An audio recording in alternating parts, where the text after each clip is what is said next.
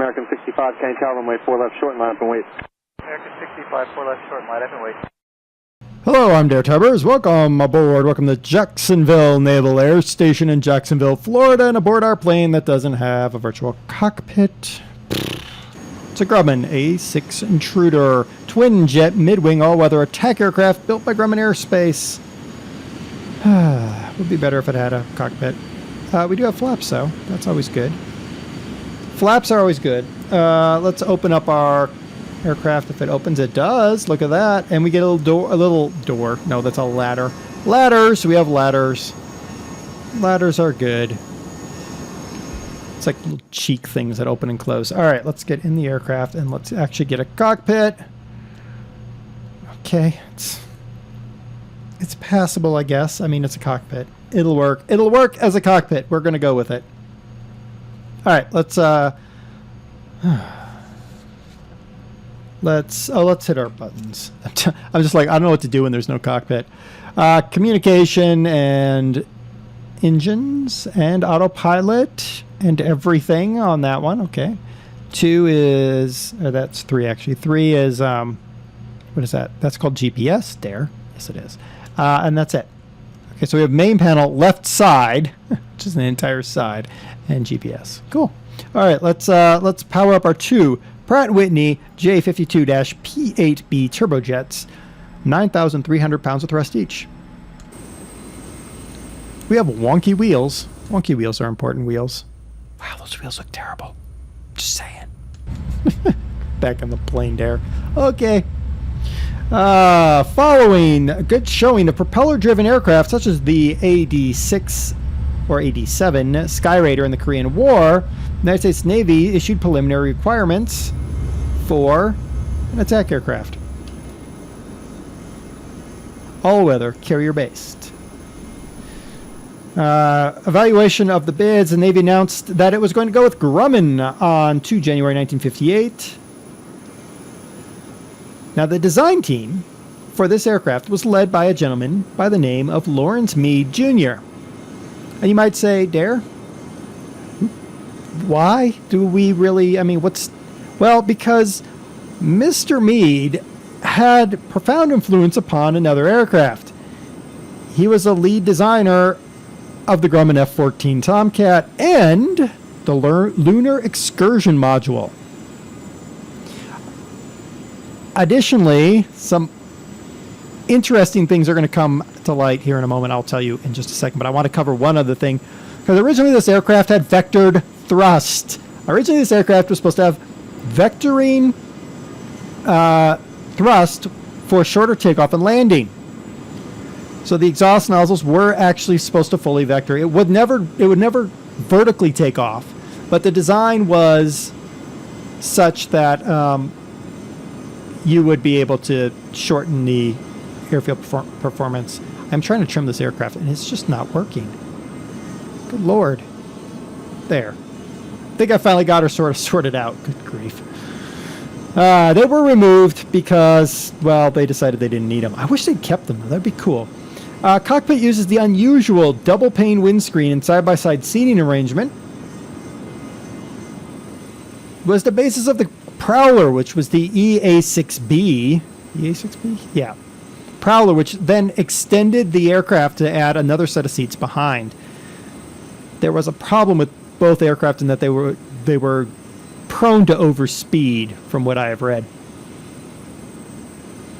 Now, the wing of this aircraft is extremely efficient at subsonic speeds compared to the supersonic fighters, such as the F-4 Phantom II, which is flying around the same time. Why do we care? Well, because the F-4 is limited to subsonic speeds when carrying a payload of bombs. This aircraft is more efficient. That's a good thing. The wing was also designed to provide good maneuverability with a sizable bomb load, so we could carry lots of bombs and maneuver well. It's important things to have. This aircraft was equipped to carry nuclear bombs. Now, you might say, okay, well, a lot of aircraft were equipped to carry nuclear bombs. That's true. But this is a low-flying attack aircraft, people. And you're like, okay, well, that's cool. Top speed. Maximum speed, 563 knots. That's 648 miles an hour or 1,040 kilometers an hour. But not at low altitude. She can't go that fast at low altitude. So what happens when you drop a nuclear bomb? You got to book it and be out of range when that bomb goes off. We're not talking like little Hiroshima bombs, which, believe it or not, I can't believe I'm going to say this. The Hiroshima bomb was a firecracker compared to what this plane was going to drop. So how do you deal with this?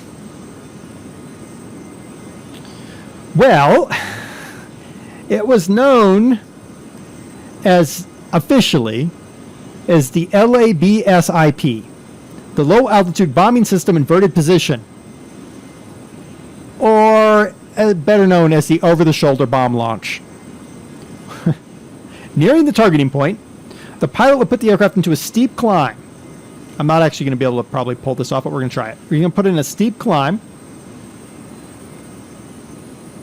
at a computer-calculated point. No, actually, I'm going to stall the aircraft. Never mind, we're stalling. I'm going back down now. Whee! He'd put the aircraft into a steep climb. At a particular computer-calculated point, the weapon would be released. Now, anybody who has studied, who has done any study of physics knows that bomb is going to carry momentum. So it's going to carry its momentum upward and forward. The pilot would continue the climb even more steeply until near a vertical position. He'd then roll the aircraft over and head back in the opposite direction at a sharp downward angle to achieve maximum acceleration. At this time, the bomb would reach its apex, still heading in the opposite direction. It would begin to fall towards its target. At a pre-programmed height, it would detonate. By that time, if the pilot pulled off his maneuver properly, he'd be several miles away, traveling at top speed, and thus able to surf ahead of the shockwave. I'm sorry, but no. Just no. It would scare the crap out of me trying to do that. A-6 saw action during the Vietnam War, where it was used extensively against targets in Vietnam. Long range and heavy payload, 18,000 pounds, that's 8,200 kilograms, coupled with the ability to fly in all weather, made it valuable during the war, invaluable. Typical mission profile included flying low to deliver the payload. That's usually a bad thing whenever you read about Vietnam, right? Especially vulnerable to anti-aircraft fire. However, in the 8 years that it was used, well, not however, but in the 18 years it was used, 84 A-6 were lost. Okay, that sounds like a lot. I'm sorry, yeah, 84 A-6. 10 were shot down by SAMs. 2 were shot down by MiGs. 16 were lost to operational causes. Okay. And then the remaining 56 were lost to ground fire and AAA. That's a huge number of ground fire kills. You might be, well, this is a really awesome aircraft. In fact, there's even a book. Me and a friend recreated it for English class one time. Flight of the Intruder. And you're like, oh, it's an old aircraft. Oh, it's so old. Did you know this aircraft served during Operation Desert Storm in 1991? Flew more than 4,700 combat sorties, providing close air support, destroying enemy air defense, and attacking Iraqi naval units and hitting strategic targets. They were the primary strike platform for dropping laser-guided munitions. Despite the fact that these aircraft were actually being rewired to increase life usage, during the mid-90s, the U.S. Navy said, oh, we need to cut costs. Threw these guys out the window. They were replaced by the McDonnell Douglas A-12 Avenger II. That was canceled because of cost overruns. There's a shocker for the U.S. programs. Remained in service a few more years, but it was retired in favor of Lantern-equipped Grumman F-14 Tomcats, which, of course, was then replaced by F-18EF Super Hornets and the F-18D in the Marine Corps. Last Intruder retired 28 February 1997.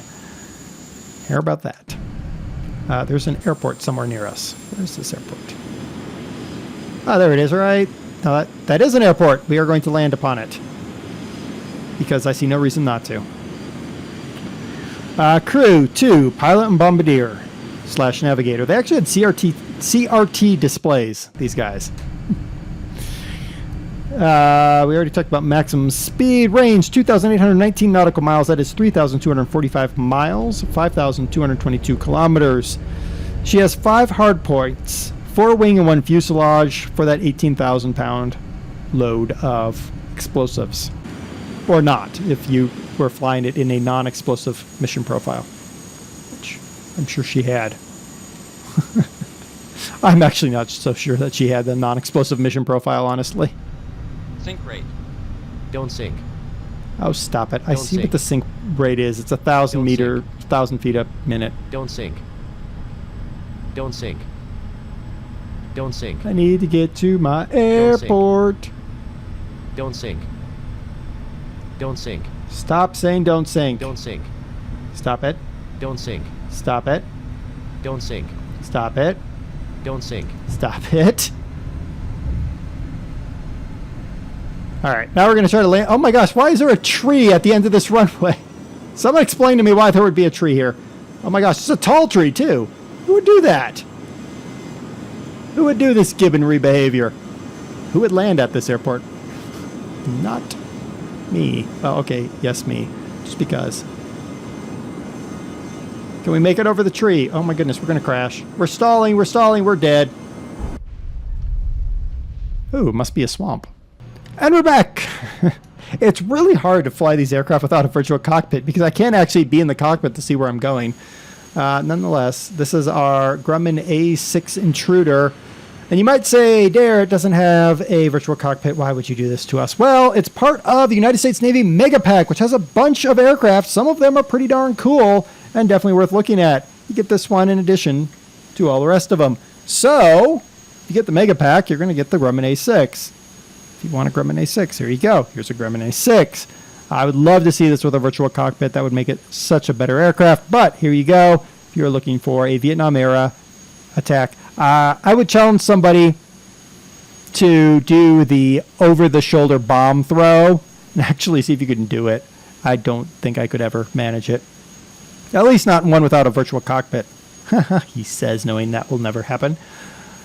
All right, the link to the U.S. Navy Mega Pack is in the description, as always. I've been DerTebbers. This has been your Flight Simulator X Plane Spotlight of the Grumman A-6 Intruder. I think it's actually the Intruder 2. No, I think, yes, it is the Intruder 2 because there is an Intruder, the A-26. Anyway, until next time, happy flying, everybody. Good evening, ATO 101 Heavy. ATO 101 Heavy, good afternoon. Wind 0908, 48, split to land. On behalf of the flight crew, thank you for flying with us and have a pleasant stay.